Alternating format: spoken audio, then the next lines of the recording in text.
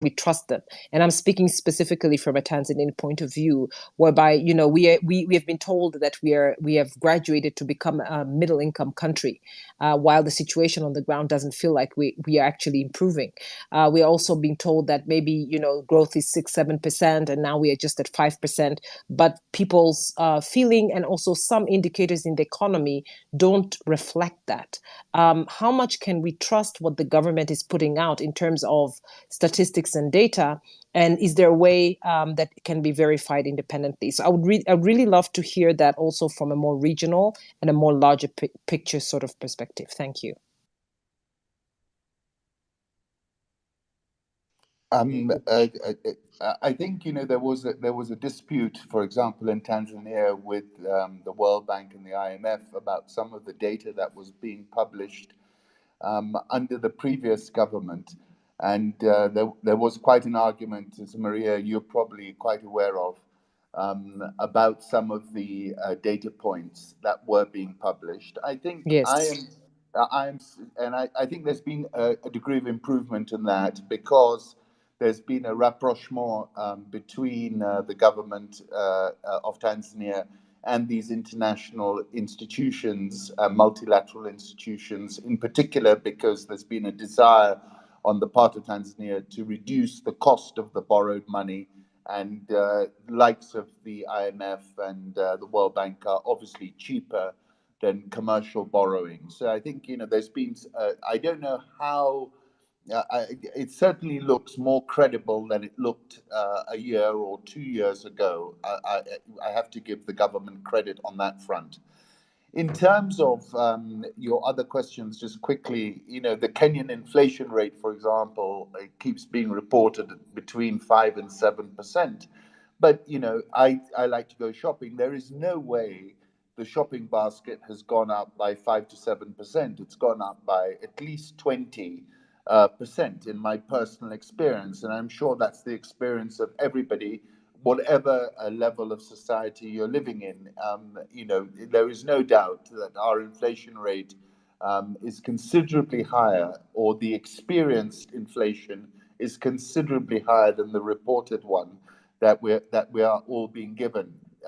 Even yours, I was quite surprised, has a 3% handle.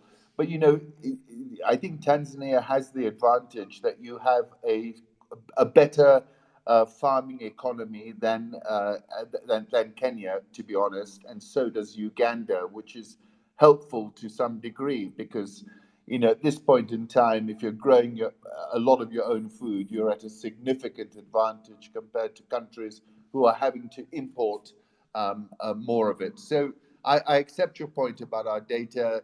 It's difficult to independently verify, but I would definitely say that the experience of the average person has not been commensurate with the GDP rates that have been reported. And that's why you get that famous quote, Maria, which is, you can't eat GDP. Um, uh, the people are not feeling that growth figure that is being reported, that's for sure.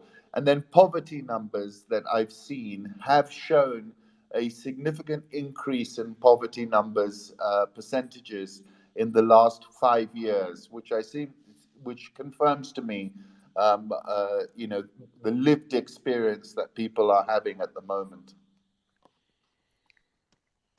Thank you, Ali, for at least giving us an understanding of issues to do with figures. Of course, like Maria mentions, it's good to verify if the information we get from the respective governments really reflects the situation on the ground. Just moving on in this conversation, I think one of the things that many would be definitely asking is, and I know Yusuf had mentioned, and of course, Maria, it's African countries waiting for situations such as what we're seeing in Ukraine to happen. Then now we begin to look like we are in a crisis. Would you say there's an issue of preparedness, and why has it perhaps seemed to be a constant issue, especially with African countries? And this question I will throw to you, Yusuf. Would you please repeat that bit for me? I actually thought you were saying somebody else. Yeah. The question here is about preparedness. And Yes. I know Maria had mentioned it, and you'd also touched on it a little bit, because, like we're saying now, the situation we're seeing right now in Africa, whether in East Africa or just a large African region, it's not something that is new. So when we talk about the preparedness of the region, what can you say about this? Where are we missing the point, and why is there always seemingly that issue of Uh, preparedness? uh, Thank you. Thank you. I recently wrote an opinion in my column in The Observer, and I was asking that if gold and coffee are the cash cows of the Ugandan economy, right? Our biggest export are coffee and recently gold. We don't know where the gold is coming from, but gold. Gold, I think in 2001, surpassed coffee as our major export. And I can tell you we are big exporters of coffee. So to have gold and coffee as our big exports, that's a big deal. So in effect, you would expect that there are individuals you can point to in Uganda who are like our rich men and women who are big businessmen dealing in coffee and gold, right? It was a question I put out to the public and there was no response. You can't point to a person who is dealing in coffee or gold in Uganda as so and so is rich because they are dealers in the major cash cow of the economy. But the bigger point I had to make that the cash cows of the region are controlled by people elsewhere. If you look at coffee, for example, we made 1.8 trillion shillings in 2011. And I can tell you on good authority, 7% of that money doesn't come back into the economy. 7% of that money doesn't come back into the economy. It is reported as earned by the government of Uganda or by the people in Uganda, but that's on the books. Because the dealers in Ugandan coffee are 5 small companies, all of them foreign, and all of them have offices in Uganda, but the money stays in Europe, North America. It doesn't come back to Africa, right? So that's the crisis we are in as a country. So when prices go up, the everyday people who are growing coffee, over 6 million, 12 million Ugandans growing, is it 12 or 1.8? I forget the figure exactly. But all the people who are growing coffee in Uganda have no money. They have no money in their pockets. But our biggest cash cow is coffee. When you move it to gold, we don't know, all right? So still at the same time, if you point to the companies which are growing, which are dealing in a gold trade, the level of silence and secrecy around them tells a different picture. But the picture is very clear. All these things are foreign owned, all right? So the point I want to make is that when you ask the question of preparedness, is that we are still a foreign controlled economy, right? Our coffee, our major cash cow, is controlled by companies in Germany, in Switzerland, and in the UK. Our gold, similar pattern. Our banks, almost all of them, the major banks in the country, are all foreign, right? So when you say how prepared is the Ugandan economy, for example, you need to look at the key pointers, the pillars upon which the economy is rested, and all of them are not local. They're controlled elsewhere. So if you ask me what is the level of preparedness, I don't know what to tell you, right?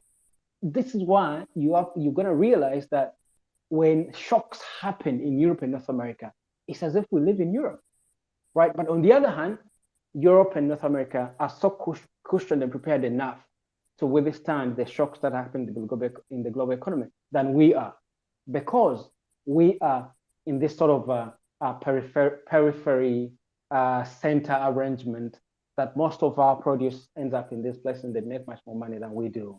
So generally, we are at the mercy of events happening elsewhere. Okay, so every time you're going to ask the question, how our economy is prepared, our economy is not doing anything in terms of preparation, right? Our economies are performative economies. They have symbolic gestures that look like, they're doing something, but they're really doing nothing. So we are at the mercy of Europe and North America. The point I've just painted is that the key things upon which an economy should be rested in Uganda are not locally owned. I hope I answered the question that way. Yes, thank you, Yusuf. As I listen to you, what I'm getting from you is the fact that, in your thoughts, the African region has the ability to cushion itself because we are able to produce, and what we produce, we also export, but we don't see much return. Is that what you're saying? So, for example, if you see a bag of coffee, which is produced in Uganda, and I hope I'm very clear when I insist on using a major cash cow in Uganda, because I mean, from this people will be earning. So a bag of coffee that's produced in Uganda, when it ends in Europe, in a country such as Switzerland, the European country earns 3 times what a farmer would earn in Uganda. 3 times, right? From a thing called value capture, which is simply made up. If you listen to economists talk about value capture, it's very difficult to understand. Clearly, you understand it's a thing of power and racial, justification, because the major value added to a bean is the one who grows the bean. There's no more value than growing the bean. Whatever's happening to it is secondary. Growing it is the biggest amount of value. Anyway, so if that's what it is to earn from a bag of coffee, to earn from a bag of coffee that Europe earned 3 times, the farmer who grew the coffee will earn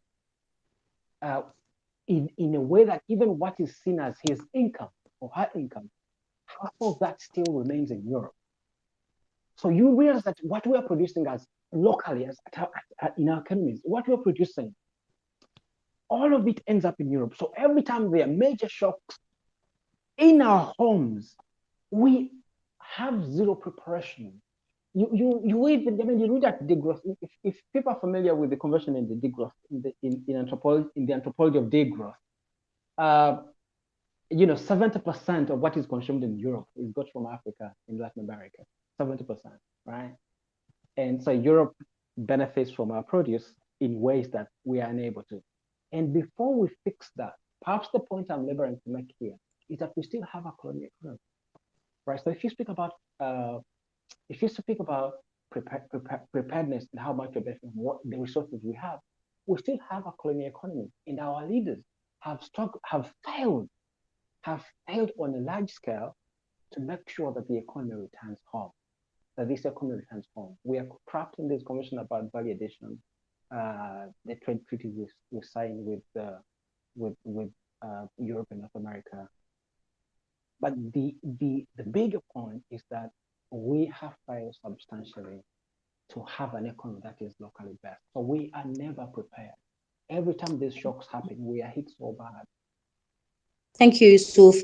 I want to open up the conversation. I see there's so many of us who have joined the conversation tonight, and it will be very, very good to hear from some of you or all of you who are here, just your thoughts and from where you are. I can see Toyib here. I just want to hear from you, Toyib. What do you think about today's conversation?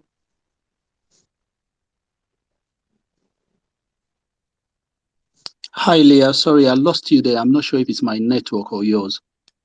Sorry, Toyib. So my question was, in light of the discussion we're having tonight and some of the things that our speakers have mentioned, what are your thoughts from where you are? Thank you, Leah. Thank you to the host, co-host, and the previous speakers. It's a big issue, and I think the last speaker was making a very, very important point in terms of value capture. I live in United Kingdom, and I can say that the cost of living generally, even here in the Western nations, has risen significantly this year in particular. But one big issue that we have is that globally, the dollar still remains the reserve currency of the whole world. So that is how our debts are denominated. So if you look at a lot of African countries, prior to COVID-19, our economy was not cushioned. Like, we don't have a lot of reserves. Everybody is building reserve. If you look at countries like Norway, if you look at China, if you look at Japan, they have serious reserves in US dollars that they can use to buffer their economy. If you look all around Africa, I haven't checked this, but I don't think there's any African country that is debt-free. And when you have a huge amount of debt, like a lot of our countries have, and then there is a big recession, it affects virtually everything. Unemployment is on the rise. Nigeria is experiencing a very high unemployment. South Africa is the same. All around Africa, we have very, very high unemployment. And whatever we are producing from the world, for the world, as the last speaker was saying, we are not capturing enough value. The chocolate industry, for example, is a multi-billion-dollar business every year. Like, just as we are finishing Easter here in the UK, they are stacking up chocolate for Mother's Day. You will see chocolate everywhere. People are eating chocolate. But 70% of the cocoa that is used for this chocolate comes from Nigeria, Ghana, Cameroon, and Ivory Coast. Go and look at the cocoa farmers. What value are we capturing in Africa? So we have never, ever, like previous governments that we've had, even the present ones, everybody has been borrowing. Like, look at Uganda, you see huge foreign debt. Look at Kenya, huge foreign debt. Nigeria, huge foreign debt. We are not really, really producing for the world. Like, we are not capturing enough value. You know, I was looking at DR Congo. DR Congo is sitting on natural resources worth trillions of US dollars, but the population is still extremely poor. We have the youngest population of all the continents, but what are we doing about job creation? What are we producing for the world? Everybody ships to Africa, they just sell to us. We are not really, really producing. So there is a lot of things that we need to look at. Unfortunately, we are never prepared, and our leaders are just roaming around unconcerned about what is happening to the average citizen. It is a huge discussion, but thank you for bringing this up. Hopefully, we young people can come together and start profiling solutions for ourselves. Thank you. Thank you so much, Toy, for your comments there. I do know that according to the World Bank, more than 70% of the DRC's 90 million people live below the poverty threshold, and that's just basically less than $1.9 a day. And that really is that situation, considering what you've mentioned, DR Congo, rich with minerals, but yet when you look at the livelihood of the citizenry, it's just really, really sad. I think I would like to just hand over this conversation to hear from Stella Nyanzi, who's with us today, of course, just to get a glimpse from her perspective of the situation, not just in Uganda, but I've had most of you talking about we have mineral resources, but then we're not seeing anything coming back, yet we have them with us. We're able to make money from them. So, Stella, what do you think is really the problem? Is it an issue of leadership? Right. So thank you very much, Leah, and the previous speakers who have mainly dwelt on the macroeconomics. And I think as a mother, as a single mom, as a woman who cooks food and pays rent, I want to offer the microeconomic point of view because, as Ali Khan said, we don't eat GDP. And I don't pay poverty index to my landlord.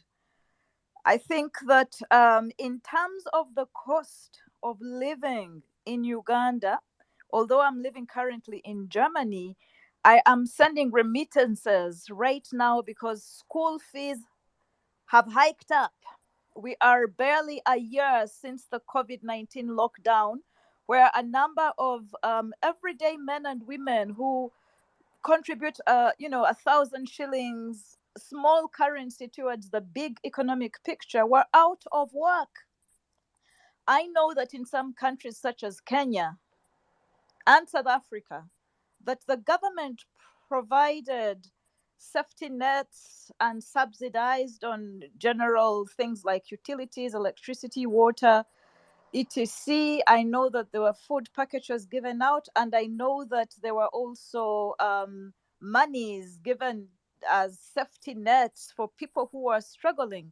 In a country such as Uganda, the offer of government relief post COVID was heavily politicized, and it was part of the presidential campaign. We had a campaign in 2021 that reushered in Yoweri Museveni. People who are receiving this so-called government relief are a very small select group of elitist people or party regime apologists. The vast majority of poor people, the vast majority of unemployed youth that Toyib has spoken about are outside the catchment group of anyone receiving, relief from the government in the post-COVID era, just before the Ukraine-Russian crisis. Okay, so I don't know what African countries have done to recognize the human failing of men and women who are locked out of incomes. Rents went high, our stock was locked down, and we were not able to sell in the public markets.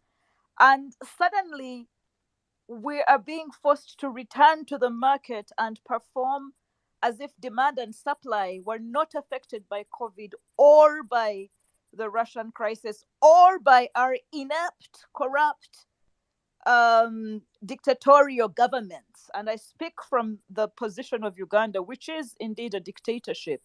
That's my first point. The second point is the over militarization of budgeting, where the bulk of the budget goes to security, defense, armament, as if we are at war across our borders.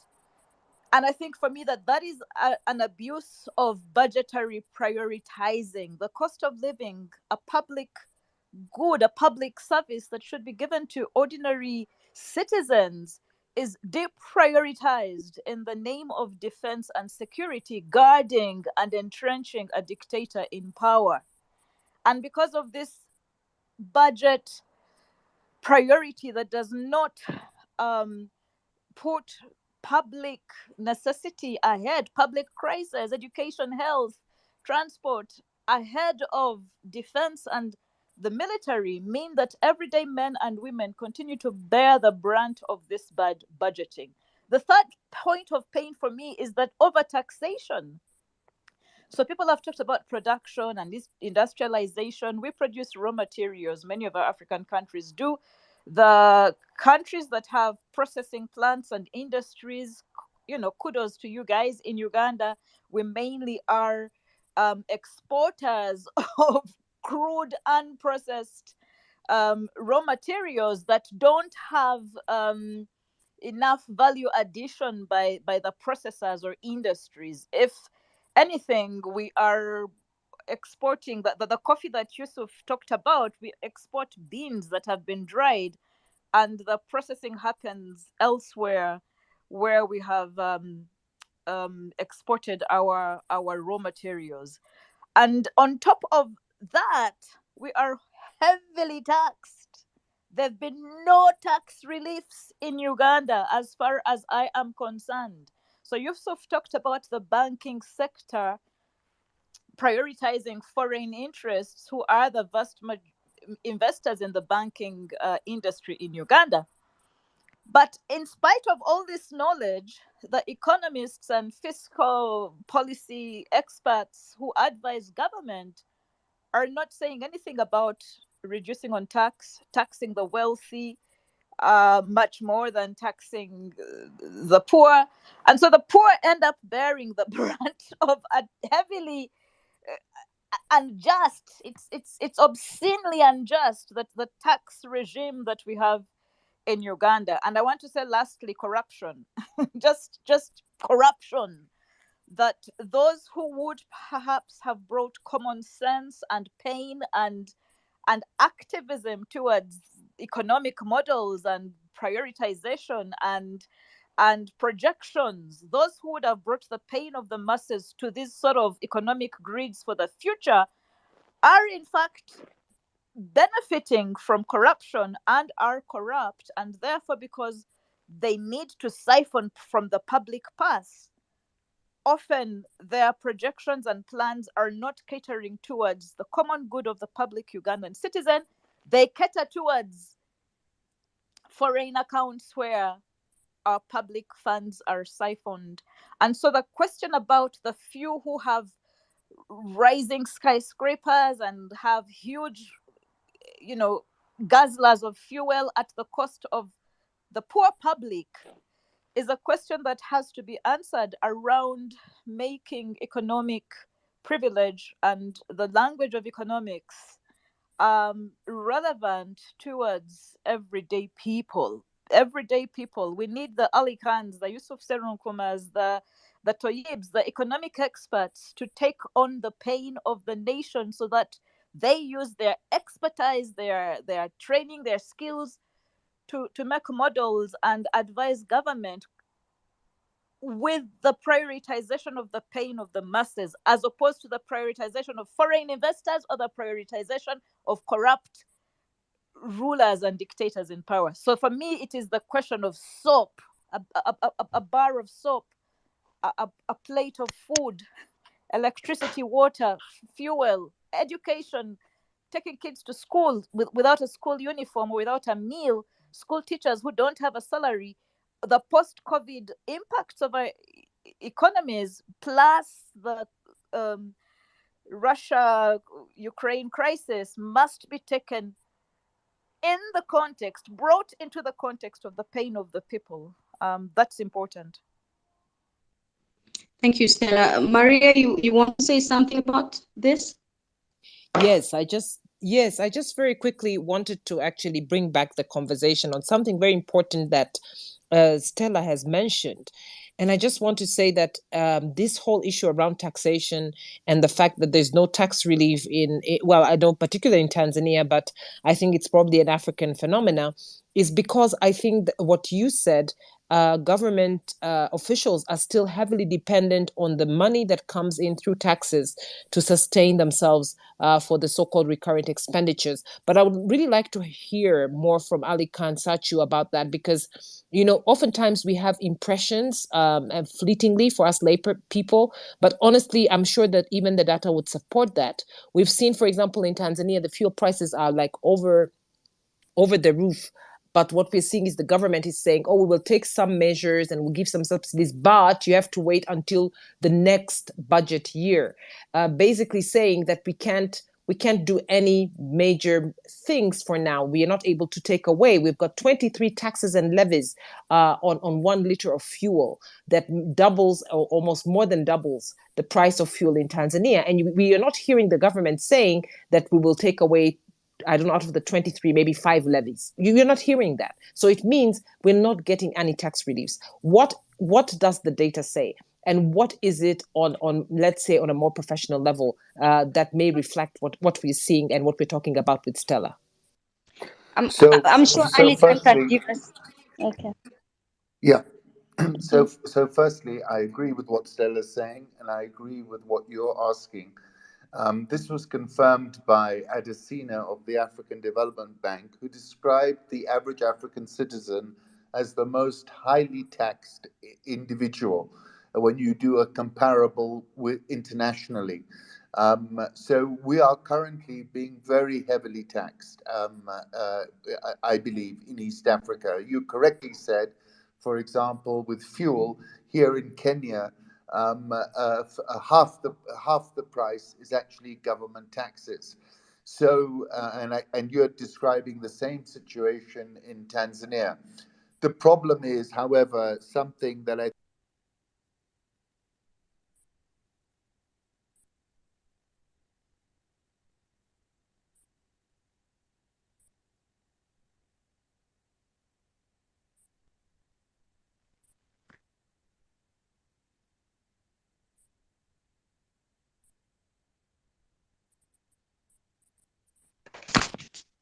Hello. Sorry guys, I seem to have lost a bit of the connection there. Sorry, but very, very good points there that Ali is making, especially. Yes, Maria? Yeah, Leah, I can't hear Ali Khan. I think we've lost Ali Khan completely. I don't think he's finished.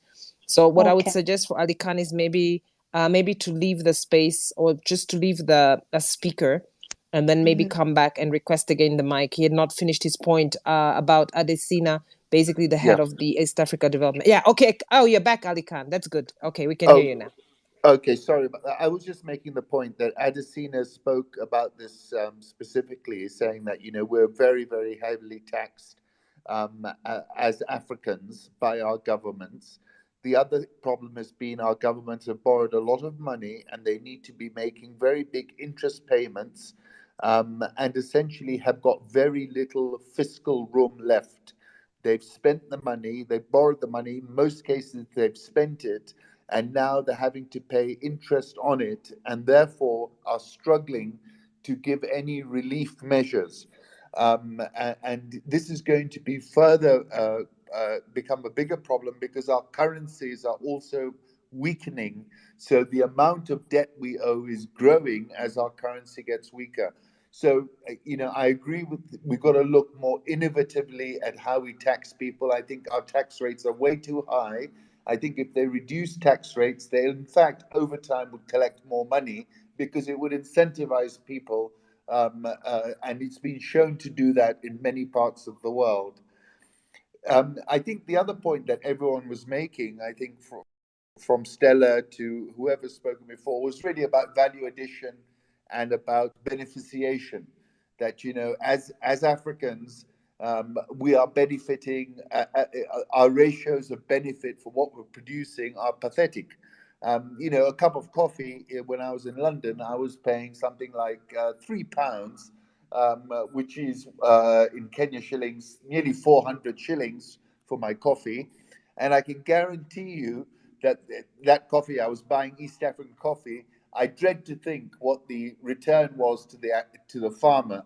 So structurally, and this applies to the DR Congo, if you think about the modern economy, everything that's driving the modern economy is in the DR Congo.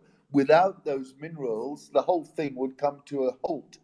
So this is a much bigger question and a much harder question to answer. And I think it behoves our governments to take charge and basically understand the value chain and force those people adding value outside to come and internalize some of the processes that they have currently externalized.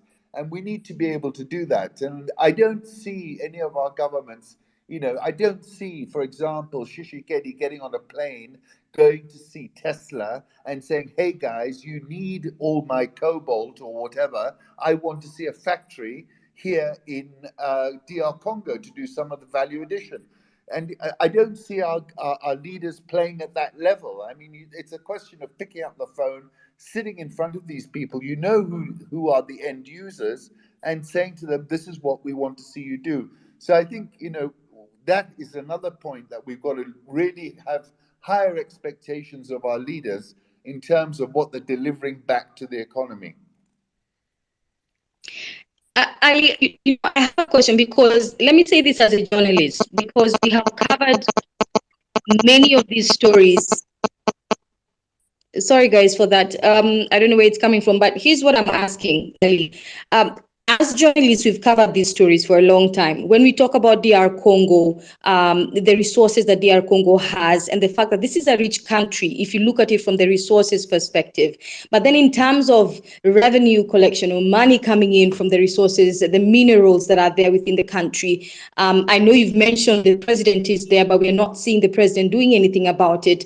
Really, then, where is the problem? Because this is not something new we're talking about, but what do we need to do as African countries, as the region, to make sure that perhaps we get change coming in, like in a country like DR Congo? Ali, what do you think really is the problem? Because we can talk about leadership, but are there cartels perhaps? So yeah, that's a problem. I mean, there have been many reports as to the wealth of government officials, including the last president. Basically, the problem is that you have these big international companies that are paying breadcrumbs to the leaders, and basically exfiltrating a huge amount of the profit. So you have that famous saying, "L'État c'est moi," I am the state. You have a few people being incentivized beyond our wildest dreams, but in the context of the total amount, it's tiny little percentages. And basically, this is the challenge of how can citizens hold their leaders to account to make sure that the monies that rightly should be paid are paid to the state in full, and that's the major challenge. And there have been countless reports I mean, extreme examples are like South Sudan, DR Congo. You don't have to look very far. You can Google it. You'll see what I'm talking about.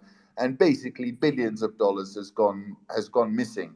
And it's no different to really, the times of Mobutu and so forth. And it's very unfortunate. And then, the West also makes a lot of promises, but then, and it's very easy to track this stuff. It's not rocket science, but somehow or other, no one ever does. You'll get a report, a publication of the Panama Papers, and you can work out what's going on. But ultimately, there has not been an enforcement mechanism or a disgorgement mechanism. And sadly, it seems to be the same thing in many countries. So billions of dollars are going missing, which should really be coming to the state, which would make the state rich enough to do all the things that we would expect from a functioning state. Thank you, Ali. I see Sadi would like to Can I make come a in comment. actually really quickly?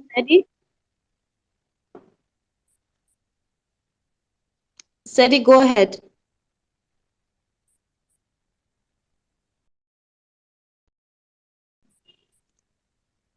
All right, we don't seem to have Sadi there, but I saw you, Yusuf, you wanted to say something.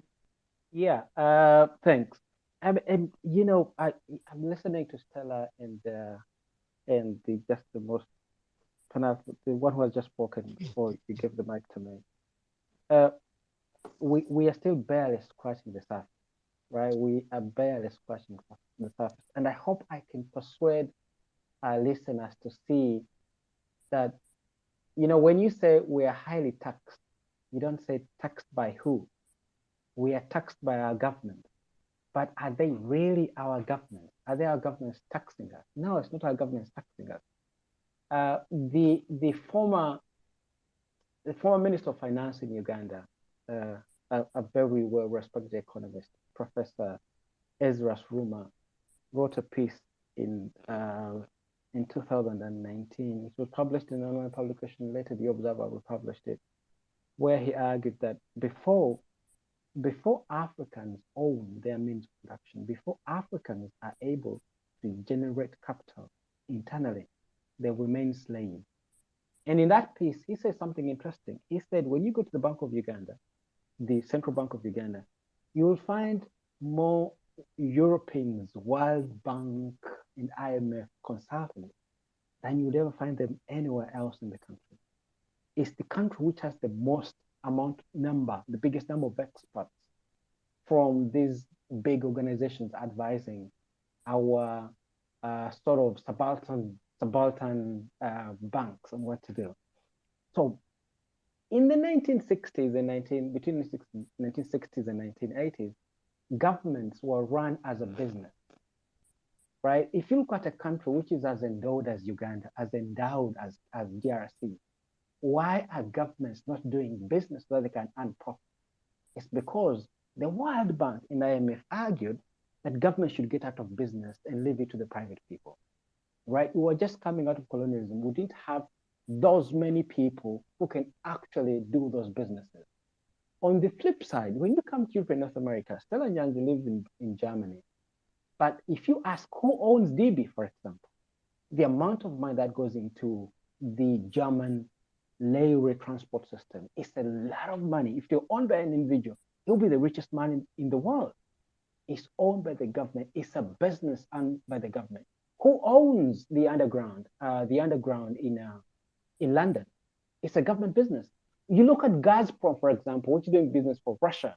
It's a government-owned business, which means governments do not only collect taxes, but they also exploit the resources they have from which they earn revenue to do other things. Now, the World Bank, in its colonialist mindset, persuaded violently, in fact, I shouldn't use the word persuasion, violently harassed our government to get out of business. In the end, our governments are also advised to find ways of earning by all of a sudden being all constantly reminded, you have this gap, so you can tax here, tax this, you're not collecting enough tax, there's so many tax gaps here. So the language of taxing your citizenry is not necessarily our government's language. It's the government of the consultants from the World Bank there, man. You're not collecting enough taxes, right? Yet on the other side, you notice the double standards. When you go to like French farmers, French dairy farmers who are competing with Malian farmers, the French dairy farmers are heavily subsidized by their governments. A cow in France, every single cow in France gets 500 euros every year. Every single cow in France, subsidized by the government. Now, this French farmer is competing with the Malian farmer who gets zero from their government, and they get zero because it's the policy. It's the policy that you need to leave the market to work on it, to operate on the force of demand and supply. The farmer should be able to, generate productivity without the government intervention. You see, so before we realize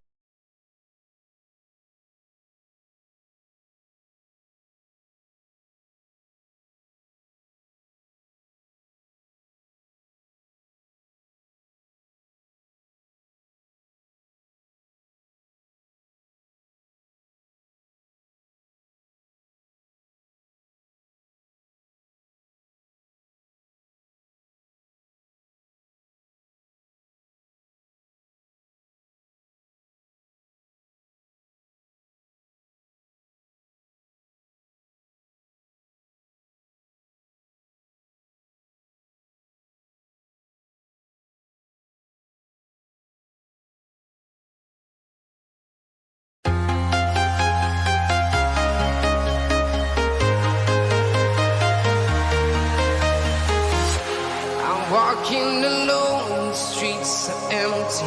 The only thing I can see is my own silhouette. I'm getting stronger, step by step. The clock is ticking, but there's no time for regrets. I've been flying from town to town, from London to Taiwan. I've been all around the globe, trying to protect your soul. We are heroes tonight. We will fly above the sky. We are heroes tonight. Yeah. We are heroes tonight. We will fly above the sky. We are heroes tonight.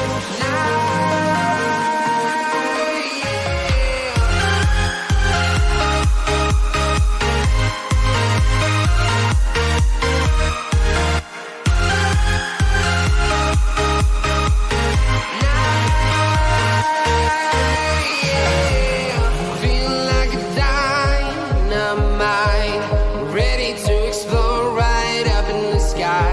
I need you to listen, I need you to hear, and don't show any fear. I've been flying from town to town, from London to Taiwan. I've been all around the globe, trying to protect your soul. We are heroes tonight. We will fly above the sky. We are heroes tonight. Yeah. We are heroes tonight. We will fly above the sky. We are heroes tonight.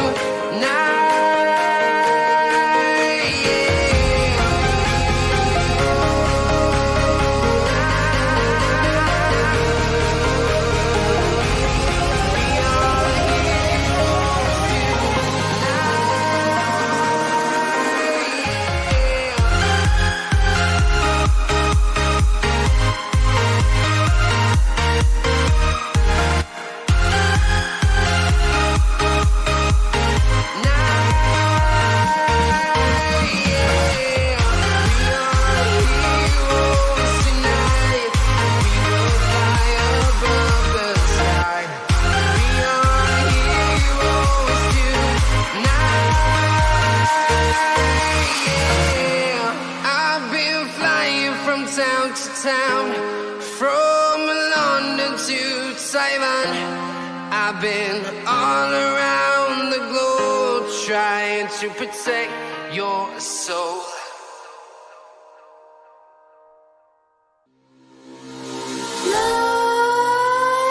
Nightmares creep while you and me repeat. This bittersweet heat is suffocating. I'm waiting and always hesitating. Kryptonite desires set my heart afire. Heart on fire. Thank you very much for coming back, everyone. Apparently the space dropped, so we're trying to we're already back up, and we'll be trying to get the other co-hosts and also speakers back up. But as Leah had said earlier on, we're welcoming, of course, your comments, your input, and I'm actually seeing Nana Mwafrika. If you could kindly just touch your mic, you'll immediately be able to gain access as well, to be the speaker.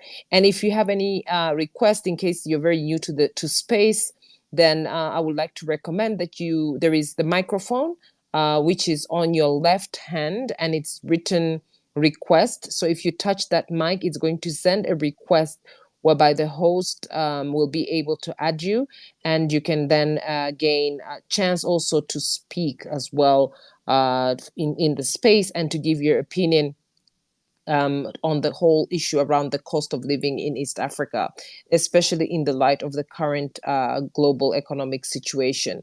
We were together with Ali Khan Sachu, who will be coming back as well, together with some other key speakers who will also be giving more of the professional perspectives. But I see that now we have got actually Mohammed Al-Rahbi, and I would like to welcome Mohammed also to provide his perspective and insights on the whole issue around the cost of living in East Africa and the rising costs specifically. Yes, karibu sana, Mohammed.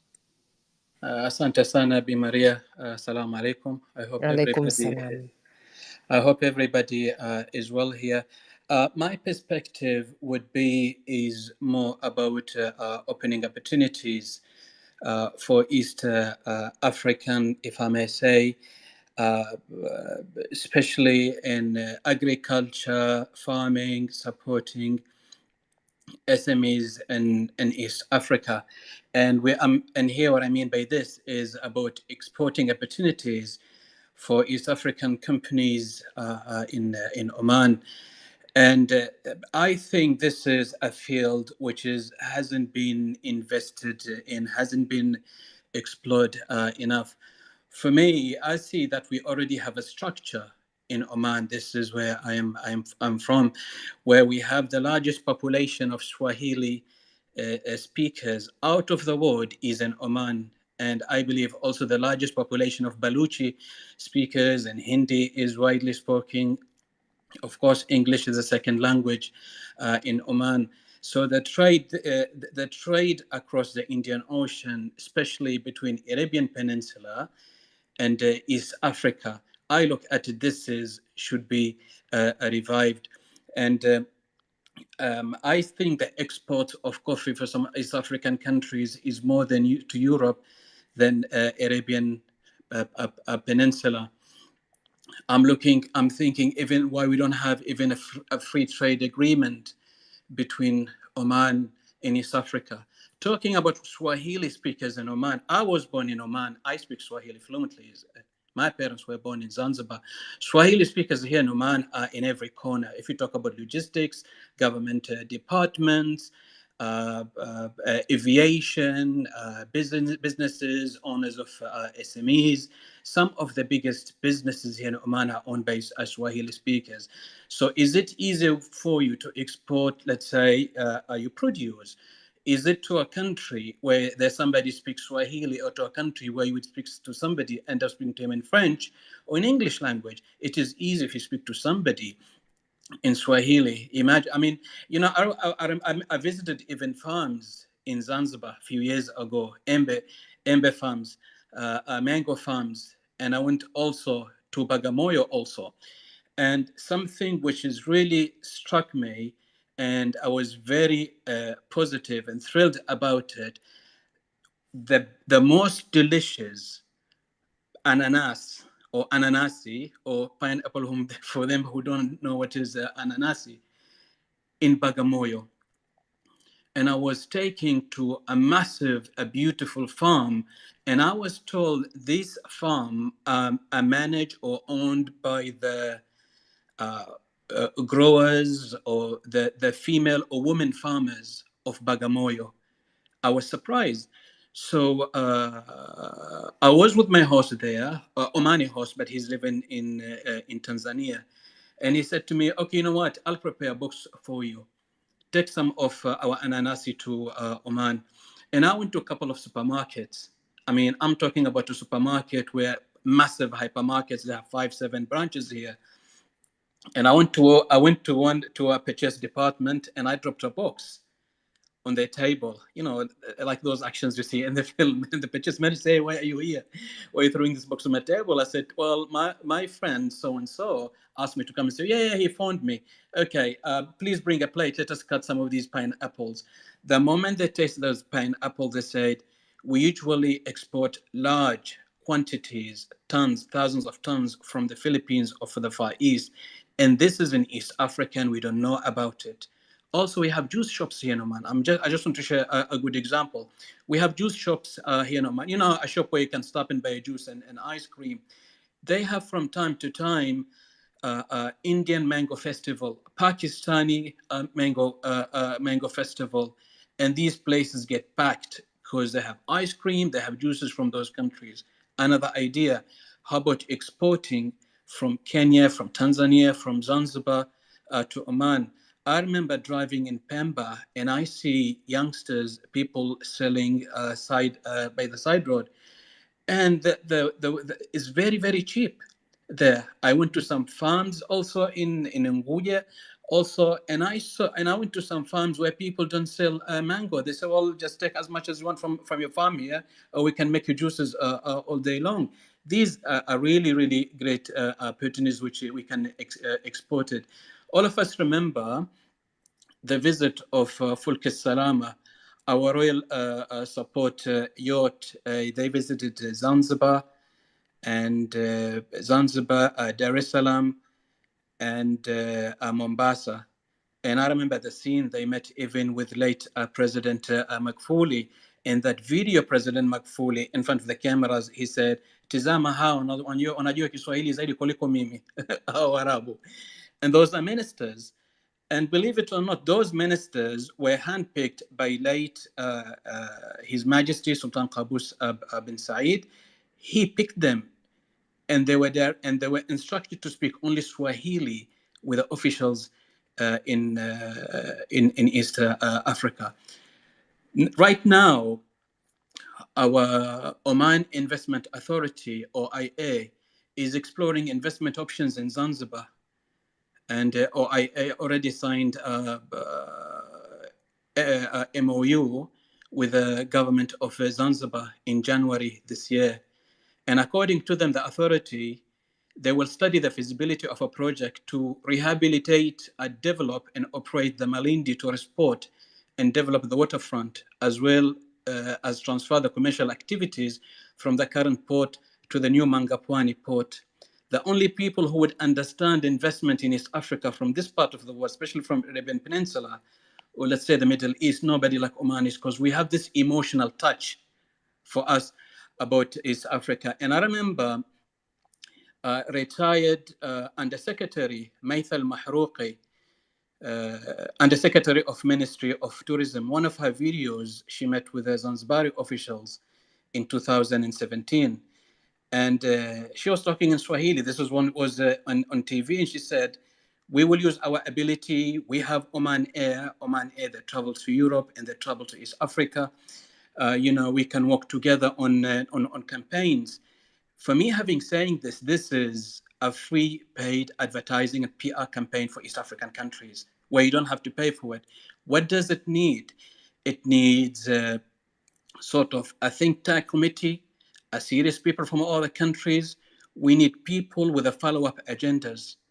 And sadly, I don't see this one at all nowadays here. And of course, politics play a big part, which we don't want it at all. And all of us, we know, as soon we need the elections in Tanzania, what are the slogans? Remember the slogans? Oh, huyu anataka kuleta Warabu, huyu anataka kuleta machotara, slogans. And these videos get distributed in Oman, and some of these videos even with Arabic subtitles. And I don't need to tell you where does it go. It goes even to the higher levels and say, vipi hawa jamaa, we're trying to support them. And this is, we see these slogans. Sadly, the same political party, after they win elections, aka rigging elections, I'm not saying any names, but you know what I'm talking about here. You know, one of the first delegations will be sent to this part of the world. Nyinyi ndugu zetu tunakupendeni sana. You know what I mean? So, but for the last 3 years, I see the anti-Oman or the politics, it is less. Since President of Zanzibar, Hussein Ali Mwinyi, and now we have President Bibi Mama Samia Suluhu, this is a great opportunity. I had a look at the maps for the prints, the planning prints for the port which is going to be built in Malindi. I think this is going to be the most beautiful touristic port, if not in Africa, but at least will be the most in East Africa. So let's not screw it. Let us work together. Karibuni sana, and you have a big market here in Oman. Looking forward to speak to all of you. Asanteni sana.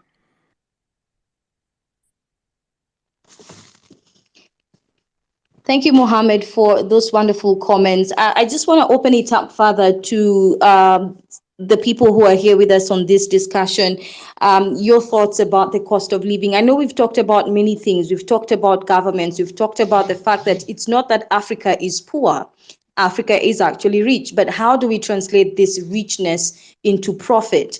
Ali, I have a question of where then do we begin to bring in change in the region, in the African region? Because like I've mentioned, DRC, for instance, has a lot of minerals. We've talked about leadership. We've talked about cartels.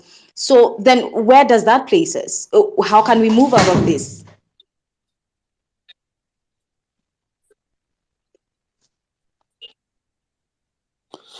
So I think what we're saying here is we want to see more value addition happen in our countries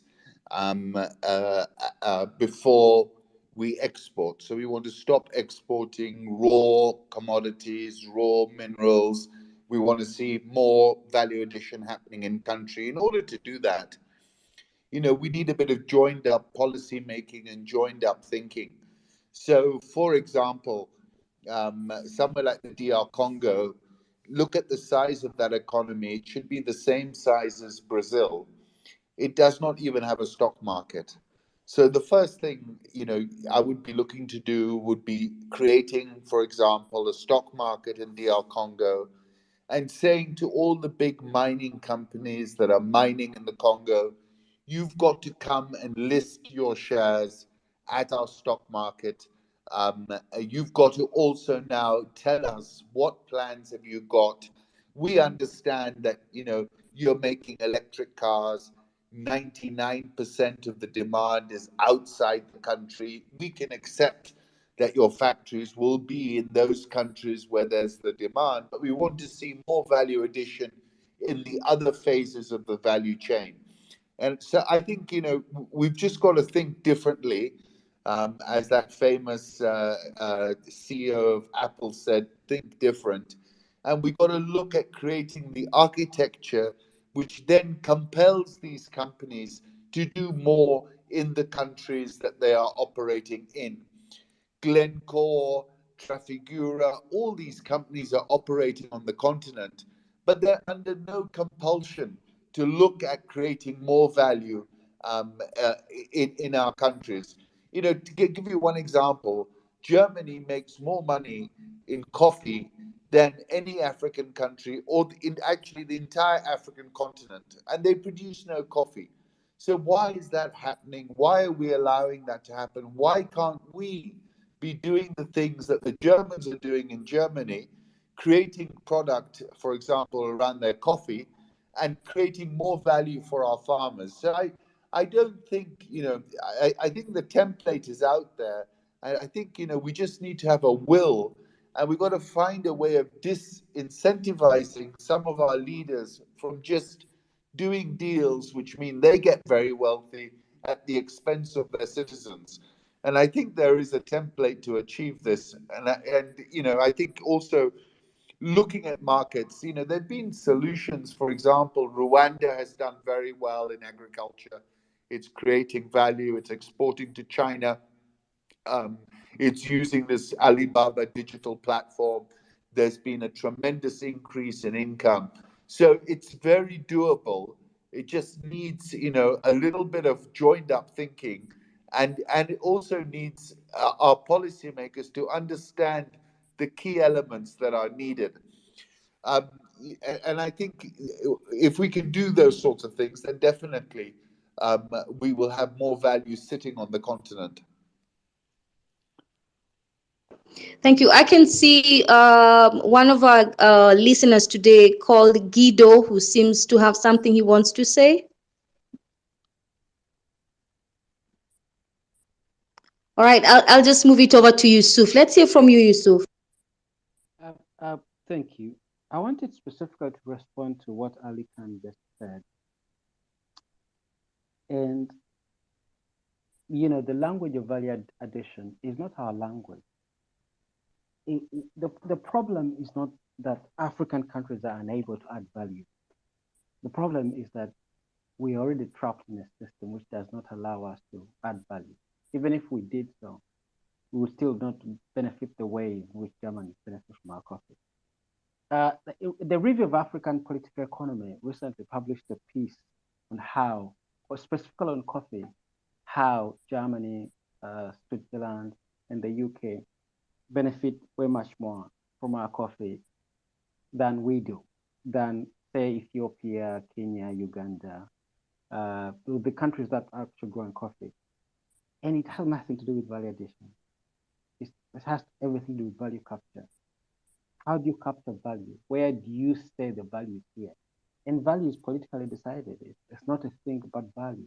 Because value capture is a colonial tool, right? So every time I've listened to many of our analysts on the African continent blame the African continent for being unable to add value. I think that's half analysis. It's not that we are unable to add value. It's because we're ensnared. The cocoa farmers, young men in Ghana, are trying as much as possibly could to start factories and add value. But selling what you've added value onto the European market is judged at so many layers away from the taxes. They'll put this judge of value, this criteria, by the time you're able to sell your chocolate in Europe, you've basically been thrown out of the market. So it's not that we are unable to add value. It is because the language of value is not ours. How do you see value? It's not our language, it's the colonial language, right? I argued before that to a coffee bean, there's no bigger value than growing it. You can't tell me the processor added more value than me, who farmed the bean. But because value capture is politically decided, so we are trapped in this thing of value capture. The second point is related to Congo. I've been very interested in Congo. I've been studying Congo. I've been following up on Congo very much. When you argue that we need a mindset which can call the CEO of Tesla and say, hey, look, man, you need to come to Congo because you take our cobalt and you're developing these sophisticated vehicles and, show us how we benefit as a country. Look, man, we are already trapped. The leadership in Congo is way emasculated that they can't make that call. Maybe they can drop a tweet where they can tag Elon Musk. That's the furthest they can do because the structure is called a free market economy. It's a free market economy. Just by that language, Elon.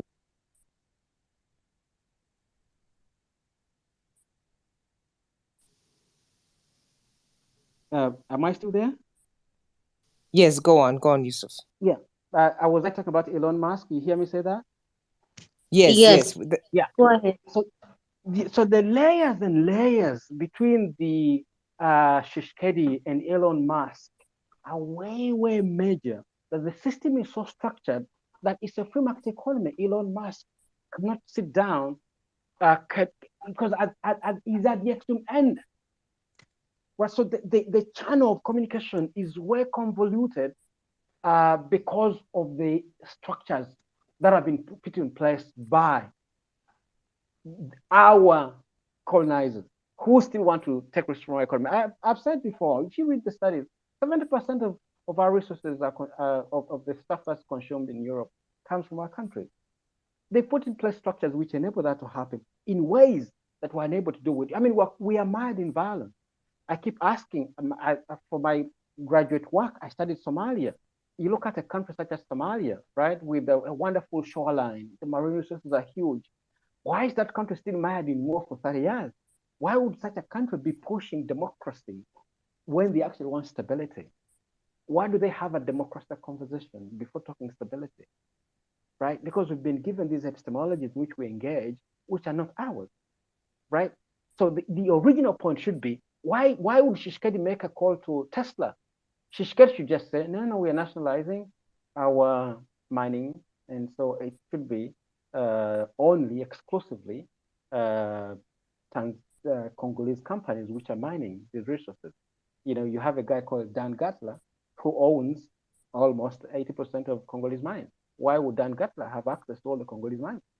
The richest man in Israel is the single owner of 8% of Congolese mines. The richest man in Israel. Okay, he makes this money. I argued at somewhere that, you know, we moved from King Leopold to King Dan Gatla. The same thing that King Leopold did and the same thing that Dan Gatla is doing. But you know, the way we discuss Dan Gatla, we talk about him as a businessman, not as a colonizer. We talk about as a man involved in a free market economy, give and take. The market has an ethic which also accommodates corruption under the cover of darkness. And that's the nature of the market. We say things like that. But why? Why would a man, an Israeli, be in charge of 8% of Congolese mines? Right? Why? Why would it be? So if Elon Musk is to talk to Congo, he will talk to Dan Gatla, an Israeli. Right? So if we don't have a policy which enables Congo to say we are now mining our resources, just the way Iran is doing, mining its gold, mining its oil, just the way Russia is doing, mining its oil, just the way Qatar is doing, mining its oil. Why are these other countries able to mine their resources and we are not? Because, you know, we're caught up in this thing that, you know, privatize. Why? Why should you do that? In Uganda, you know, we are always borrowing money on behalf of our investors. It's only in Uganda where the government invests in the investor. Why? It's not really that our governments are dumb. It's simply because of the structures. The global economy is structured that countries at the periphery continue supplying their raw materials at the center. At any one single time, the countries at the periphery want to break the cycle, the consequences will be dire to the intelligentsia, to the leadership that interest in pursuing this policy. Thank you so much, Yusuf. I can see Sedi wants to say something there. Sedi, go ahead. Hi, Maria Leah. I'm originally from Ethiopia. I reside in the US now. I think my brother Yusuf kind of spoke almost everything I wanted to say, but I do want to highlight what he said because, and this is a fair question to all of us, are we really in control of our resources? Are we truly? If we really truly ask this question, I think we all know the answer. And, you know, let's say for Ethiopia, you know, the tax rate is ridiculous. You know, the corporate tax is like 30%, the income tax is like more than 35%.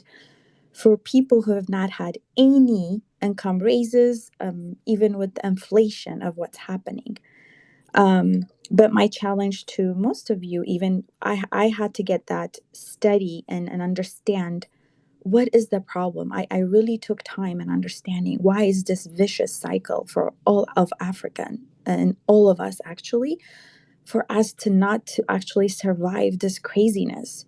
And I saw this vicious cycle. There's two types. Either you are always in debt, you keep asking for more money to be in debt from IMF. If you refuse that Yes. narrative, then you are always expected to be in this taking in aid, having foreign investors come in and actually invest in your country, and you are giving up your resources. That is the vicious cycle of Africa right now. Similar, like in Ethiopia, specifically, if I want to talk about that, I would look at the whole Horn of Africa, like my brother Yusuf said, Somalia, Eritrea, Ethiopia. We're in total chaos because of them trying to get together and actually create self sufficiency. You saw the attack on the Nile Dam, that Ethiopia is the most underdeveloped in even just in infrastructure or getting resources of electricity. And the leaders said, no, we're going to have to do it. IMF would not even give the money. So what happened? Ethiopians all over the world pitched in monthly to build that dam. And look at what's happening to Ethiopia right now. All the attacks, everything that is happening right now. And then Ethiopia is one of the largest coffee, producer, as my brother said earlier, or actually there's most of us in East Africa. But the value of coffee right now, when you are having to send it over to the colonial powers, it's 2 pennies. For the poor farmers, never get what their fair share, and the hard work and the laboring work is on them. But they never, ever get the fair share because, like my brother earlier said, the market value is already preset. It's not about who we as people should be deserving. So we can talk about the system and what we need to do. You either have, leaders that will comply to the colonial powers formula that's already been preset for decades, or you have leaders that will try to push back these false narratives of we are a free nation, and they're punished with either sanctions or actually demonizing or regime changes happening. It's all over Africa. That is the truth of us. And are we gonna get to the root of the problem and actually try to fix it, or are we gonna try to blame it on all leaders? So the whole point is, the main thing I would say would be the fix. Honestly, I'll get to that point, is that the trade between African nations, that is one thing that would save us, because we have all the resources, but if you look at our trade taxes within African countries, it's way higher than what would be going towards the colonial power. That needs to be broken because Ethiopia has so much resources, Kenya, every country in Africa. If we trade within each other, then we have our freedom. Thank you so much.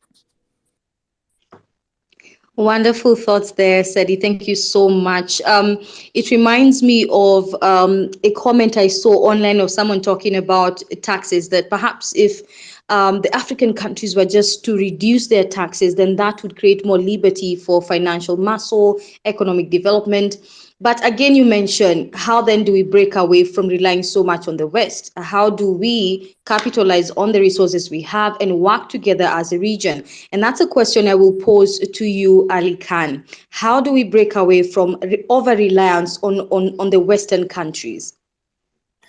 So essentially, I think, this whole strategy of an African free trade agreement that is currently being implemented is seeking to address exactly the issue that SEDI and others have spoken about. In our intra-African trade, we actually get about 20% better value for our exports than we do with Western buyers. So that's why we've got this very big drive to try and create a free trade agreement that covers the entire continent. And to some degree, if we can make that happen, there will be a significant improvement. UNCTAD have got all kinds of data points about it would increase GDP, it would create more wealth. the challenge with the African Free Trade Agreement is there are people in country who do better with the current environment, where we have high taxes between each other and a lot of friction costs. Governments in particular collect a lot of money at the border and would lose that revenue in the short term. So I think one of the solutions to the problem that we've been discussing is to have more trade amongst ourselves. This is being addressed by the African Free Trade Agreement, but it also requires that all our countries embrace that free trade idea and stop creating artificial barriers at the border to stop that trade. So that is, in fact, a very big potential boost for us to earn more from our goods and for us to be able to move around the continent, not just exports, but also human capital for people to, to be able to move from, let's say you're in Dar es Salaam and you have an opportunity in Goma to go without any problems, set yourself up in Goma, start up on. So it also requires the free movement of people as well. That everyone's not necessarily focused on. I think that would be a big catalyst for growth as well. Thank you, Ali. I see Study wants to say something. Oh no, I spoke already. Thank you so much, Leah. Though, did I undo my mic? I apologize if I did. It's okay. It's okay.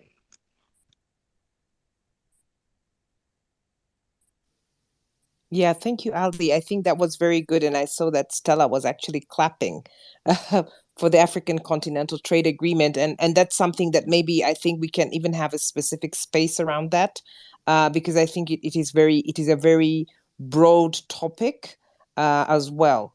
I just wanted very quickly to also give the opportunity to Nicholas, who Nicholas Otieno, was also to contribute a bit on the topic. And as I don't know whether you've joined from the beginning or you're just joining, but there's been a lot of conversation about the cost of living, or the rising cost of living in East Africa, but also trying to address how we can possibly recommend, what recommendations we can give, and what could be the way forward to try to make it, the current global economic situation a little bit more survivable, if there's a word like that, for the average African, especially East African. Nicholas, is your speaker, your mic on? Try switching it on.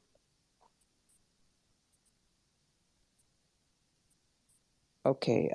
Leah, I think we don't have Nicholas. I'm sure when he gets back, we'll pick it up with him. But there's a question I wanted to pose to Ali regarding the free trade area. I do know that recently there was the launch of the African Trade Exchange, the ATEX, which is a platform created to basically avert the effects of the war in Eastern Europe and on Africa. Conversation around it being that there will be the ability for African countries to purchase the commodities, basic commodities at favorable prices. If you do have knowledge about this, would you mind helping us understand what this means and how it's going to work?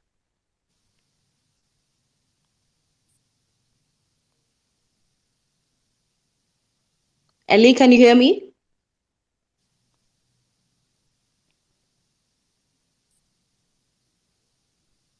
I'm not sure if Ali is there, but again. Yes, so just to repeat, because I couldn't hear it.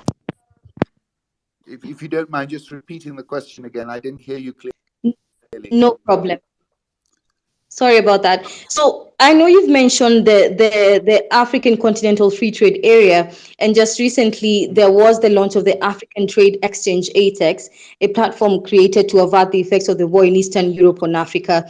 The conversation I was saying around that is one of the things that will happen for African countries is the ability to purchase the commodities, basic commodities especially, at favorable prices. If you do have any knowledge about this, perhaps you can tell us more about it. Yeah.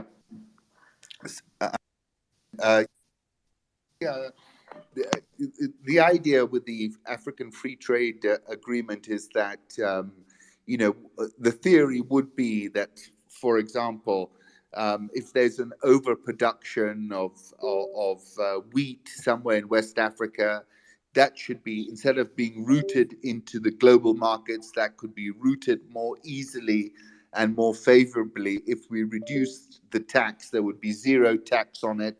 We could sell, the African country in West Africa could sell it anywhere it wanted across the continent. And I think it's been proven that if we had the infrastructure, then definitely that would make that feasible. At the moment, most of our infrastructure is designed for export into Western and into Eastern markets. It's not designed optimally for export within the continent. So the whole idea with the African Free Trade Agreement is not only to give us a free trade agreement, but also to create the infrastructure, the roads, the railways, to connect all our countries to each other. And we're seeing an increasing amount of infrastructure going in, designed to connect the continent with each other. Some of it has not all come through, but it's there's quite a big plan behind it. So, I think, look, this is not going to be a solution in 1 year or 2 years, but I think in the medium term, it should be a real solution to basically improving our manufacturing sector as companies see more demand from countries around them, and creating a better infrastructure for goods to move across the continent without much trouble. With respect to the immediate problem, which is high cost of living, I think, our countries have got to look at things like storage, buying when prices are cheap, importing, keeping it in storage, then releasing it into the markets. For example, oil was quite cheap last year and the year before, but none of our governments made any effort to lock in those cheap prices. Now, all of our people are complaining because we're paying these very high prices. If we thought ahead, we could have managed the risk of this happening a lot more. And I think that's something else that we've got to be looking into, as to how are we buying our basic commodities that we know we need. Are we buying when there's availability on the market? Do we have the capacity to store it? And then we can release it into the marketplace. So I think, there is not one single silver bullet to improve the situation.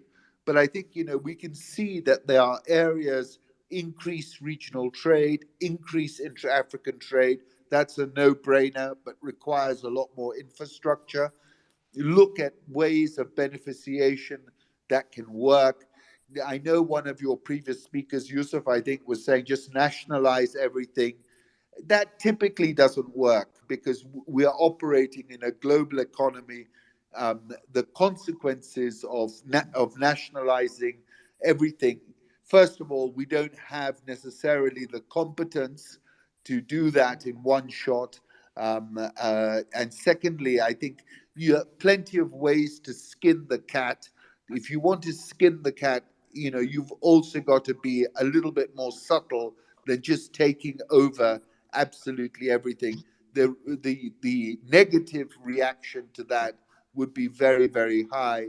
You can increase your equity in those sorts of businesses without going full on nationalization. I think that's not really a practical solution in the global economy that we exist in today. And then I think, increase the ownership of Africans of the businesses on the continent. Here in Kenya, during the time of President Kibaki, they sold a lot of government parastatal shares to citizens. By moving it into the private sector, the performance improved. Citizens had ownership, And I think something like that is also very important because too many people don't have a stake in the economy. And if you don't have a stake, then you tend not to be invested and tend to not. So I think we need to create more of an ownership culture every which way we look at it. Thank you, Ali. I can see Yusuf would like to say something. Yes, I wanna quickly say something small, and I'm happy Ali can push it a bit on, and I wanna come back a bit.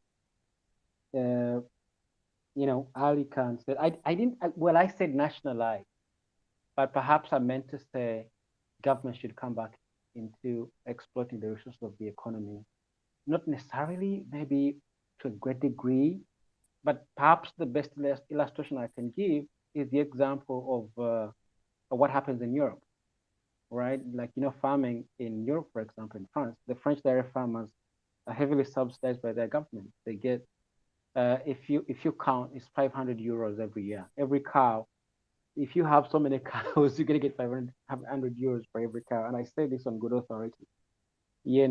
So what does that mean, right? If the French government subsidizes dairy farmers to that degree, why shouldn't the Malian government do the same, right? That's what I tend to mean. So, but also I hope I'm persuasive enough when I say the global economy is structured in a manner that actually deprives the African of equal participation, right? We're still structured in what the developmental, the dependency theorists argued. It's still very true, right? We have a center at the periphery. This is the arrangement you still have. The global economy is structured that way. You can't run away from it. So what tells me that, commercial banks in Africa are lending at 15%, and in Germany, they're lending at 1.5%. What is the argument? If you argue that, the cost of sustaining running these loans is very high in Africa, why? Why is that so? In Uganda, for example, our Bank of Uganda closed all the local banks without due process. Why? Right? So, ask questions like that. Why is lending is so easy? In Germany, if you start a business, before you register 20,000 euros as profit, you don't pay taxes. Why is that possible in Germany and it's not possible in Africa? Right? And don't tell me it's because our governments don't think like that. Our governments would love to, but the under conditions, harsh conditions not to. Right? Why would Germans wait for a startup to be able to register 20,000 euros as profit? As profit, and I mean profit in every sense of the term, after all the costs have been deducted. But before the business registers 20,000 as profit, there's no tax, doesn't pay taxes, right? And I say that on good authority. So the global economy is structured, and we need to understand the colonial structure of the global economy, right? The Economist published an essay in 2001 which focused on Uganda and Kenyan banks, and it showed that these banks are the most profitable in the world. Can you imagine? They are the most profitable in the world, but at the same time being the least effective. Why? Why would African banks in poor economies such as Kenya and Uganda be the most profitable in the world? And you know who are the monopoly players in the sector, right? So quickly to respond to that the global economy has to be understood and problematized as the language in which we're exploited. And so is the language, and it's the second point that Ali Khan made, the language of lacking of competence, right? I know it's ironical that if governments lack competence to run businesses, if a government lacks competence to run a business, why do you expect the nationals of that country to have the competence to? Why? How is it possible? If we can just hear, I can see Stella would like to say something just to respond to what you're saying, Yusuf. I'll just give Stella a chance. Okay, I wanted to finish that point of competence. Can I, before Stella comes in? Go ahead. Okay, Stella, just I'm going to take just 1 minute. A friend of mine who teaches at the University of Leeds, the political economist called Jörg Vigras, published a book, Neoliberal Moral Economy, Capitalism and Social Cultural Change in Africa, right? It focuses on Uganda mostly.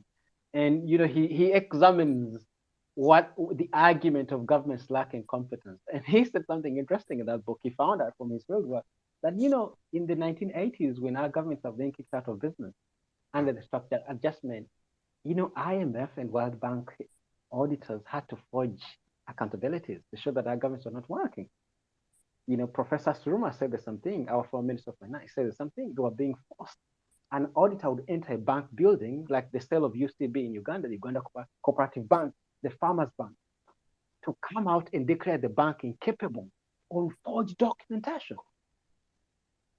Right? So the argument of a government lacking competence is a difficult one to tackle. How could a government lack competence and then the people have? How is that possible? Stella. So Leia said I was pushing you off the mic when I was not. I asked for the microphone and waited. But I just wanted to respond to Ali Khan's point about creating reservoirs and storing excess, buying in surplus to store for stormy times. And I think for me that feeds in very neatly with his idea of having greater stake, if our governments had a greater stake. But also to respond to Yusuf's point about governments lacking competence. Now, I think, in my view, really as an activist and as a person who is against dictatorial governments which entrench the economic crisis we have because they serve them, I think I want to underscore having a pro-poor government. I don't think there's a lack of competence. That is not the issue. We are as competent as the next others. I hear the point about the hierarchies between within the global economic project. I hear that point. But in terms of having competence, I think that the competences we have in our country are not pro-poor. What COVID-19 taught us, at least from the Uganda urban and rural experience, is that our governments do not have reservoirs, be it for food or for fuel or for services or for even the finance to pay salaries for essential workers, etc. In Uganda, we used to have cooperatives when the colonial governments, the pre-independence governments created cooperatives, and we had reservoirs where excess surplus was kept. In the privatization, I think we talked about SAPs, structural adjustment programs at some point.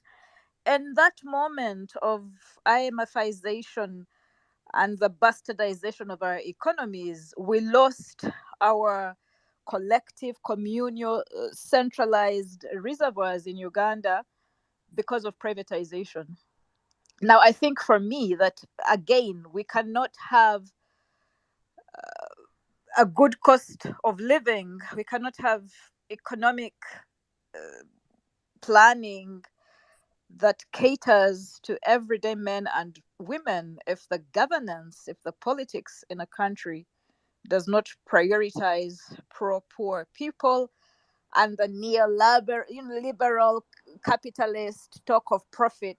And in the case of Uganda, at least, the profits go to the dictatorship and the relatives of the dictatorship, who are the investors, many who then take the profits outside into foreign assets and foreign banks. And so for me, again, whatever we do, the political question, the question of governance is going to take priority. I think rather than look at competence, we should look at empathy and care and affection and service to the people, because a lot of our competence is actually exported abroad. The brain drain that's serving Germany and Italy and France and America that you're talking about, a lot of it is African capital. And so, again, for me, I think that the governance question is important to discussions around cost of living and having governments that give a farmer €500 per cow. Thank you, Stella. I'd like to hear from Maura, who I can see would like to say something. Hello. Hello. Hi, Maura. Go ahead. Yes. Hello. You can hear me? Yes, we can hear you. Okay, thank you very much. I've just joined not long ago, but I just say conclude what I can because I I'm just coming in. So I want first of all to explain this issue of somebody has concluded and said that in Germany they make a lot of money from coffee. Yeah, that's very true. In fact, Germany makes more money from coffee more than all countries in Africa that grow coffee, and yet Germany doesn't grow coffee. But why is that so? Uh, if you look at the way things have been structured, is that these people, particularly the companies that deal with coffee in Germany, they have well established the both supply and value chains, and to try to break those systems, the value chains, the supply chains, is very very difficult. Number two, if you want to, let's say a country, let's say like Kenya or Tanzania, would like to bring coffee here that has been processed, packed, and everything, you pay very high taxes. But when when you sell those beans, you pay very little tax or even no taxes. That's just the same case with the cocoa. I found something very interesting that there was a man in I think it was Ivory Coast who had farmed cocoa for more than 50. He was even going to 60 years. Yet he had never tasted chocolate. You can imagine that. He tasted chocolate for the first time when he was about 50 something years. That tells you also something that the Western, particularly the countries like Switzerland, they make billions and billions from chocolate and such. And yet in Africa, we languish in poverty. Yet we produce a lot of cocoa. Why is that so? Again, the answer is still the same. They have their manufacturing plants, their system that supplies this and their marketing system. So you cannot be this system. It will take a lot of time before we can reach where these people are with they already established the network that they have across the globe. And also another thing, if you look at something like African countries, we betray each other. There was a time, sometimes back, I think it was Ivory Coast and Ghana, those major producers of cocoa. They had made an act that they won't sell cocoa until the West buys at a certain price. But one country went behind the other and they sold their cocoa. So we also don't have that kind of trust among ourselves. But what should be done? From what I see that to improve that the living condition of African living, we should start from where we can. We should start first of all by empowering our own people, because without the purchasing power, there's no way we are going to improve the living condition of our people. We try to improve the living condition of our people so that if you look like, let's say, a woman or a mother who, let's say, is in my county of Kiambu in Kenya, who she would rather buy something to feed her children than buy something like a chocolate or something like a processed coffee. That's the truth of the matter. So we should first of all try to improve their living condition by seeing how we can help them. And this African trade is something that is an idea that has come at a very good time. But I see a very, very major obstacle to this African trade because if you look at Africa, we lack one key thing that will enable this trade to go through, and that is infrastructure. Somebody told me it is easier when that person is in Benin to take his things all the way to Belgium than just to take just around the corner in Nigeria. So see, the infrastructure is completely lacking in this issue. And another thing, somebody also said, why do in Germany we get loan from the bank when we want to start a company at a very low rate, let's say 1.5% and such, and in Africa they get 20, 30. The answer to that question is very simple. If you look at African countries, to do business in Africa is very, very risky. You agree with me on that. It's very, very risky. So the element of risky also comes into play.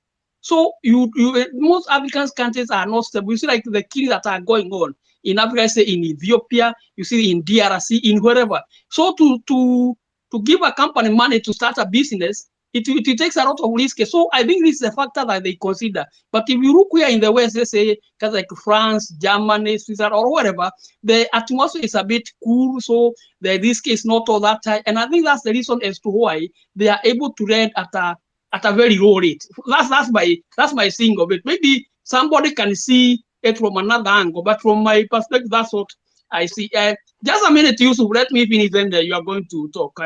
You get the chance, please. Let me just finish. So I think that's it. So if we can improve the infrastructure in Africa and we start selling each other, we just forget about the Western for a little bit. I think we can lift our people out of poverty, and this problem of economic hardship can just minimize. It's not going to go away in the near future, but it's going to minimize. Number three, we should also set up some manufacturing plants that can process our raw materials that we feed to the West, and then we start selling those products to the West. But the question comes here, to establish those systems of marketing and such here in the West, it will take a lot of time, and to build confidence, and also if we start, let's say, like cocoa from West Africa, from Ivory Coast and wherever, if we start now that cocoa processing it and make it into chocolate to sell to the West, first of all, we will be new in the market and such and such. So it will take time before we can establish the trust of those people. And also, if you look something like coffee, we have a tea auction in Mombasa in Kenya, whereby they buy tea, then they bring it, let's say, like in Britain, they repack it, and then they sell it. So those people, they don't even know that this tea comes from Africa or wherever. They just take it. They just think that this tea comes from Britain, but it has just been bought from tea auction in Mombasa, and it has been packed in UK. It has been repacked in UK, and it has been sold. So to capture that market, to capture those supply chains, those value chains, those marketing chains of those people, it will take a lot of time. So in my opinion, there is a lot to be done. And if we don't start by trading by ourselves, then these people from the West are going to continue taking raw material from Africa and making sure that they pay us pennies, and we will continue farming for them and making them richer and richer and richer. Because the truth be told, most of these countries in the West have been built by the raw materials that we supply them. That is the truth. Thank you, Maura. Yeah. Those are very strong points. I know Yusuf seems to be having something to say quickly before we come to a close of the discussion tonight. I'll throw it over to Yusuf, please. A quick one. Mr. Maura, my apologies for threatening you by raising my hand. I didn't mean to threaten you when I raised my hand. But I wanted to quickly say that, no, you're not right when you say it's not safe doing business in Africa. That's a colonial trope, right? It's disappointing that you say that. It's not unsafe. We have been told that many, many times. The point that we believe it. It's not unsafe. And to show you that's not unsafe, in Uganda, the government of Uganda, the central bank, countering that argument, locals in Uganda, countering the argument that it's not safe to do business to do business in Uganda, they said, okay, if those foreign banks argue that's not safe, let's start our own bank. In 2018, a report by the Auditor General of the government of Uganda, published by the government of Uganda, noted that between 1994 and 2016, the government of Uganda closed 7 local banks without limit, without report showing this bank flouted such and such a regulation. They closed between 1994 and 2016. They closed 7 local banks because those local banks were countering the argument that it's not safe to do business in Africa. So this is why the interest rate should be high. They said, okay, if that's the argument, let's start our own. And they were closed. So it's not true. Not at all. This is what we've been told over and over again. And I feel really troubled that we continue to say this. My parting shot is this. As I guess now, because we have this public space and we're invited to speak, we should start to associate the African intelligence here. To see us that is we need to open our eyes to colonialism being alive and awake on the African continent, but going by so many fancy names. We need to be open to the reality that whilst our politicians have agency, but they are constrained, they are already conscripted to a regime of power and control. The earlier we open our eyes to the reality that our continent continues to be exploited by our former colonizers in these so many fancy names of democracy and human rights. And we can go on and on about this. But that will be a beginning part. We really need to recognize the reality that these guys never left. 30 years after giving us independence, they found ways of returning. They dropped khaki shorts and they came back in suits. They're shaking hands and smiling. They even lend us money sometimes. But they're actually the biggest beneficiaries, take our resources on the cheap. I'll leave it there. Thank you, Yusuf. Sadi, I see you have some final remarks you can give us tonight. Yes, ma'am. I'll be really short. I know you guys are trying to close. For me, the whole ideology for all of us, this is a challenge that we should take for ourselves. And yes, we have to do our own civic society, like of impacting the changes we need. We shouldn't just look into the government. But Brother Yusuf, I have so much respect for you because I feel like you're speaking my language. I say this when we look at the historical context of Africa and then what we imagine for Africa, there has to be a defining moment for us to really understand our own self-worth instead of the false narratives that have been fed through to us in the mainstream media, which is not controlled by us at all. Um, the fabricated image of Africa, there is a lot of it that's been spewed with interventionism and colonialism. There's a lot that is happening. Um, Other nations have problems. Other nations have had wars. Other nations, like in the colonial powers, have all these things, but yet they have continued to succeed. But why is Africa always behind? That is a big question because we cannot just use they're killing each other, they're black nation, they're killing each other. This is the same story we've been fed not to grow because we are starting now to believe it. And we shouldn't allow ourselves to believe in that framework of what we've been fed for years and centuries. And the final comment for us is that trusting in each other, having that foundational trust of that we can do this and actually make the impact, the changes that we need to see. We have to act on it. It's easy to talk, it's easy to discuss, but each individual, what are you doing to contribute to this breaking the narratives and actually making the right changes for your continent, for your country, and then supporting when you see either a government entity or a group that is trying to make the changes, what are you doing to support them? And thank you so much. That's all I have to say. Thank you. Thank you, Sadi. Mohammed, over to you. No, I just, it's almost 10 in the evening here. I just want to say thank you very much for the space here, bringing all of us here. And I'm looking forward to our second space here. If I can ask my brothers and sisters at Mwanzo TV, if they can use the Twitter Spaces reminder, it will just increase the number of people here, and I'll invite some more people here.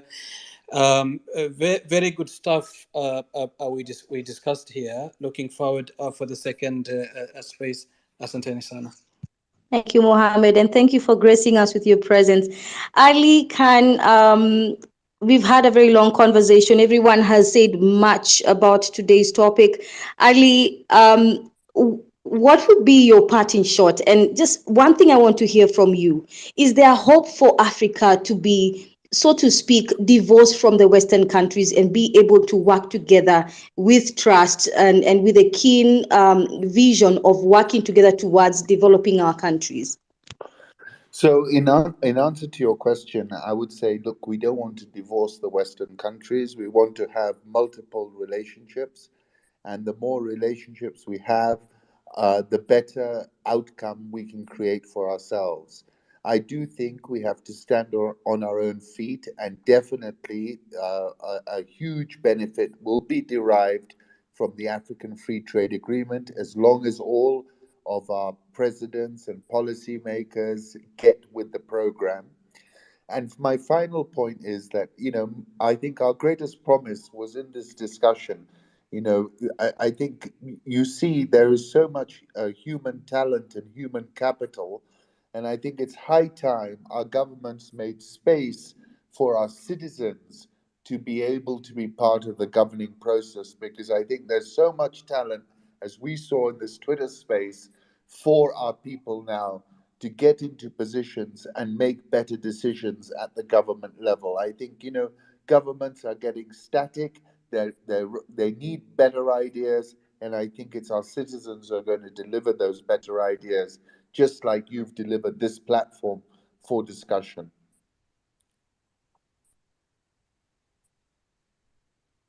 Thank you, Ali. Thank you so much, everyone, for being here. Maria, do you have anything you want to tell all the listeners who've joined us today, the speakers? We're so happy as Mwanzo TV to be able to host this discussion, definitely. Maria? Yes, thank you. I will not take up too much time. I just wanted to say this was a wonderful conversation. And in fact, I think it is a conversation that we should be having more often. One of the biggest challenges we have usually is that we do look at it from one dimension when we talk about economy. But as we saw on this platform, we have been given so much different views about it. There's some things we agree on, some things we don't agree on. But I think at the end of the day, it is the diversity of views that has informed us that the whole issue around the global economic situation vis-a-vis our situation as Africans and the cost of living, especially in this current crisis that we are facing, it is so important to have. So I would like to thank everyone and to just encourage that we keep up talking more and more about this, and definitely looking forward to have more spaces on this topic. Thank you, Maria. Again, thank you to everyone who came on this conversation today. Ali Kansachu, the founder and chief executive of Rich Management Limited. Of course, Maria Sarungi, who is a Tanzanian activist known for her online campaign, Change Tanzania. And of course, also Yusuf Serenkuma, thank you. You are a columnist and researcher at Makerere Institute of Social Research. And of course, also we had Mohammed and Sadi and Maura and many of you who have, contributed to the discussion today. Thank you again for tuning in and being part of this discussion. We look forward to having more discussions. By the way, remember, this is a discussion, or rather, let's say we have this Twitter space every Wednesday at 7 p.m. So if you tune in, you will find great conversations that are the kind of conversations we want to have as a region that can, so to speak, highlight some of the issues within the region and perhaps also spark policies development and, of course, other things such as development of our nations. Again, thank you so much. My name is Liangari. I've been your host, and see you next Wednesday at 7 p.m. And remember to subscribe to Mwanzo TV on our various social media platforms. That's on YouTube. You will find a lot of content there from the region, documentaries if you like. And of course, also you can just check us out on Twitter, where we give breaking news on anything that's happening in the region. Of course, there's also Instagram and Facebook. Thank you again for tuning in. My name is Liangari. Until next week, same time, 7 p.m. on Wednesday. See you then. Good night.